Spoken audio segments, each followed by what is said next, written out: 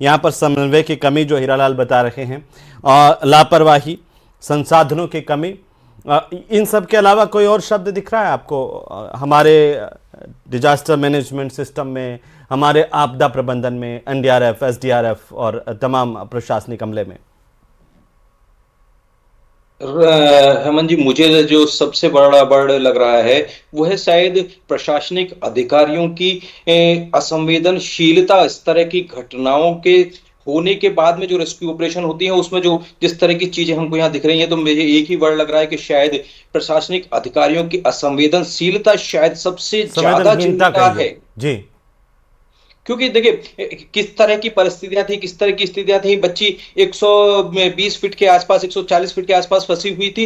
तो यह परिस्थितियां पहले दिन से बहुत क्लियर पिक्चर के साथ में थी। शुरुआती कुछ ही घंटों में प्रशासन ने यह पता लगा लिया था कि बच्चे की पोजीशन, लोकेशन क्या है। लेकिन अगर 100 घंटे के बावजूद भी प्रशासनिक अधिकारी उस तरह के निर्णय नहीं ले पा रहे हैं कि वहां तक कैसे पहुंचा जाए, जबकि सभी अत्याधुनिक सुविधाएं हमारे पास उपलब्ध हैं, ऐसे में आखिरकार यह देरी पर देरी क्यों हुई? प्रशासनिक निर्णय जो शायद जितनी तेजी से लिए जाने चाहिए थे, क्या वह लिए गए? उनमें देरी क्यों हो रही है? यह मुझे लगता है कि सबसे बड़ा सवाल है जो अधिकारियों से पूछा जाना चाहिए।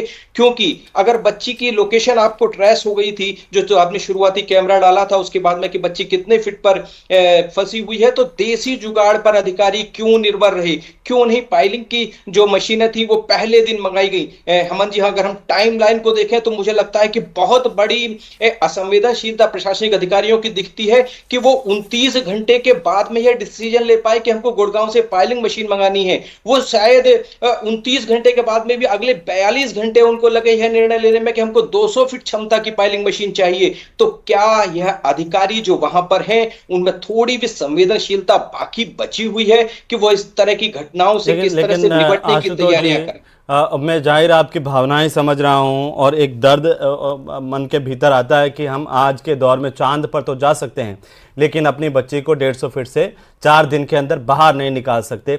असंवेदनशीलता के बजाय मैं चाहता हूं कि संवेदनहीनता बोला जाए, कि आखिरकार ये ना तो कोई अब वहां पर जिला कलेक्टर को देखें, छुट्टियों पर थी, एक दिन रात को आई। अभी बताएंगे हीरालाल जी कि जिला कलेक्टर मौके पर मौजूद हैं, कितनी बार देखा गया उन्हें? जी, मैं बताऊं कि कलेक्टर महोदया जो 3 दिन पहले से अवकाश पे चल रही थी, कहा जा रहा है कि उनकी माताजी है जो बीमार चल रही थी, इसके चलते वो अवकाश पे थी। लेकिन जब ये घटनाक्रम हुआ, 3 दिन का समय बीत चुका, तब तक उनके पास जब जानकारी पहुंची तो वो यहाँ पहुंची। देर रात को भी वो यहाँ पहुंची थी और आज दिन भर वो यहाँ रही थी। फिलहाल वो अभी कहीं और गई हुई हैं, लेकिन अभी वो नजर नहीं आ रही। लेकिन दिन भर आज कलेक्टर महोदया यही थी और अधिकारियों से अच्छी बात है कि 5वें दिन जिला कलेक्टर यहाँ पर हैं, मौजूद हैं प्रशासनिक अमले में। राजेंद्र त्यागी जी, एक टिप्पणी मैं आपसे चाहता हूं, कैसे देख पा रहे हैं ये पूरा? ये कह पाना स्टूडियो में बैठ करके तो बड़ा आसान सा होता है कि भाई क्यों नहीं निकल पा रही, लेकिन संसाधन, क्लाइमेट, अब बहुत सारी परेशानियां भी आती है। पुलिस के सामने भी जाहिर, आप पुलिस अमले में रहे हैं, महकमे में रहे हैं, क्या कैसे देख रहे हैं आप इसे?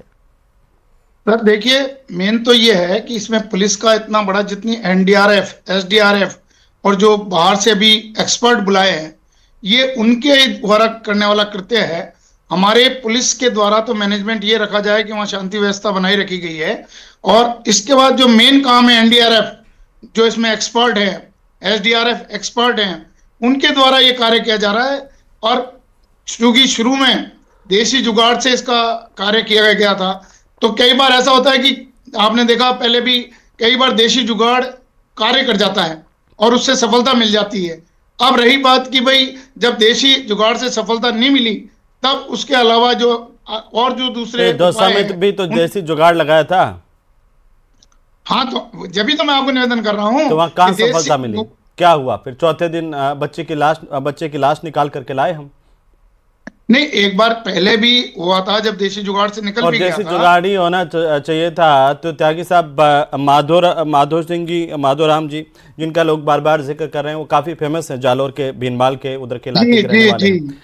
तो उनके जैसे स्पेशलिस्ट को, देसी व्यक्ति को बुलाना चाहिए था उसी नहीं, दिन, बिल्कुल बुलाना चाहिए। यही यहाँ सिस्टम में थोड़ी वो है, संवेदनशीलता नहीं है। यदि वो उस समय एक्सपर्ट, वो चाहे कोई भी हो, अभी जो ये रेड माइनर्स को बुलाया है, जिन्होंने पहले वहां टनल में ये कार्य किया है, हो सकता है उनके द्वारा कि यह सफलता प्राप्त हो जाएगी अभी, और मैं मानता हूं कि अभी यह सफलता जल्दी शीघ्र ही प्राप्त हो जाएगी। लेकिन इस सफलता में हमारे हाथ क्या लगेगा, वो बहुत महत्वपूर्ण है सर। यस, ये बात आपकी है। मैं तो भगवान से प्रार्थना करता हूं कि नहीं, बच्ची प्रार्थना जीवित तो हम अवस्था सभी में। करते हैं, लेकिन जैसे जैसे दिन बीतते हैं और अब लोग ये कहने लगे हैं कि बताइए हम 21वीं सदी में रह रहे हैं, चांद पर जा सकते हैं, एक टाइगर कुएं में गिर जाता है उसे हम हाथों हाथ निकाल सकते हैं, बच्ची नहीं निकाल सकते हम 150 फीट के नीचे से। तो ये हमारी एनडीआरएफ, एसडीआरएफ, हमारे तंत्र पर ही सवाल खड़ा हो जाता है सर। जी जी जी सर, यही मेरा निवेदन है। मैं इसलिए कहूं कि कहीं कहीं इसमें जो एक्सपर्ट्स हैं और इस पे बड़ा कार्य किया जाना बहुत जरूरी है। इसके ऊपर बड़ा रिसर्च करनी पड़ेगी। इसके ऊपर आगे के लिए बहुत देना पड़ेगा कि भाई आगे किस प्रकार से क्या व्यवस्थाएं की जाए, क्या इसके अंदर सुविधाएं की जाए कि जिससे इस प्रकार के कार्य की सफलता शीघ्र।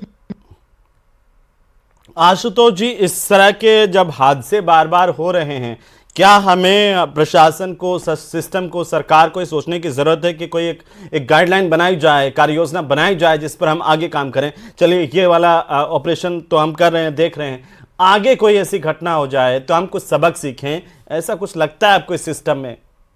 नहीं, वो तो देखो साहब, देखिए एक तो हेमंत अभी जी, सरकार ने जो कार्यवाही की है जी, कि भाई एक ये एक जहां बोलिए। जहां चिन्हित किया जाए, जी करके जहां जहां ऐसी चीजें निकल रही हैं उनको बंद किया जाए। पहले उनको तलाश की जाए, और ये पूर्व में भी आदेश निकले हैं कि भाई इनको करा जाए, इनको चिन्हित किया जाए और इनको बंद किया जाए ऐसे बोरवेलों को। मगर इसमें प्रशासन की लापरवाही है, इसमें रेवेन्यू वालों की लापरवाही है कि वो इस चीज को चिन्हित नहीं कर पाए कि कहाँ ऐसे ओपन बोरवेल पड़े हैं, कहाँ पर ऐसी दुर्घटनाएं हो सकती हैं। उनके लिए किया जाना बहुत जरूरी है। जी, आशुतोष जी आप कुछ कह रहे थे, इसी पर आते हैं जी। देखिए हेमंत जी, बिल्कुल, चाहे भाखरोटा का अग्निकांड हो, हम तमाम तरह की घटनाओं का इंतजार करते हैं कि वो हो जाएं और उसके बाद में अधिकारी बैठ करके यह तैयारियां करें कि अगले कार्यक्रमों से, अगले इस तरह की जो दुर्दांतता है उनसे कैसे निपटें। लेकिन हमने हाल ही में 10 दिसंबर को हमारे साथ में एक ऐसी घटना जोसा में हुई, लेकिन हमने उससे क्या सबक लिया, यह भी प्रशासनिक अधिकारियों को सोचना होगा। यहाँ पर जो जिस तरह की समस्याएं हेमंत जी देखने में आ रही हैं, उसमें मुझे लगता है कि शायद अगर देसी जुगाड़ और जिस तरह की टेक्नोलॉजी का, एडवांस टेक्नोलॉजी का जो यूज था, जिस तरह की पाइलिंग मशीन की बात जो अगले 2 दिन के बाद में सोची गई, अगर उन दोनों को शायद पहले दिन में ही इंप्लीमेंट किया जाता तो शायद अब तक बच्ची हमारे साथ होती, बच्ची सुरक्षित होती। और जिस बात की हम अभी उम्मीद कर रहे हैं कि बच्ची सुरक्षित हमारे सामने आएगी, एक बार फिर से अपने परिवारजनों से मिलेगी, जो उसकी मां का हाल है, जो उसके परिवारजनों का हाल है, उस दुखांतिका से आगे के बच्चों को कम से कम एक वो मिलेगा कि हमारे साथ ऐसी घटनाओं की पुनरावृत्ति नहीं होगी। मुझे लगता है कि प्रशासनिक अधिकारी शायद इस तरह की जो घटनाएं होती हैं उन पर कुछ भी विचार करने की जगह उन घटनाओं को भूल जाते हैं, बहुत जल्दी अतीत की घटनाएं उनको समझने लगते हैं। और उसके लिए जो व्यापक कार्य योजना बनाई जानी चाहिए, जिस तरह एनडीआरएफ और एसडीआरएफ की टीमें जिस तरह की इक्विपमेंट से लैस हैं, जिस तरह से उनको ट्रेन किया जाता है, शायद आज की दृश्य देख करके तो मुझे नहीं लगता कि हम उस तरह की एडवांस टेक्नोलॉजी और एडवांस पीपल्स के साथ में इन तमाम संस्थाओं को चला रहे हैं। क्योंकि अगर महज 120 फीट, अमन जी आप सोचिए, 120 फीट, 150 फीट कोई इतनी बड़ी गहराई नहीं है कि जहां पर हमको पहुंचने में 100 घंटे लगे। अगर आज के दौर में पायलिंग मशीनें जिस तरह की मंगवाई जानी चाहिए थी, अगर यही 23 तारीख को हमने शुरू ये किया होता 150 फीट तो हमारे जो मजदूर जो कुएं हाथों से खोदते थे, जो है पावड़े, तगारी और गेंती लेकर के, वो 150 फीट, 200 फीट पर कुएं खोद करके पानी निकालते थे सर। आज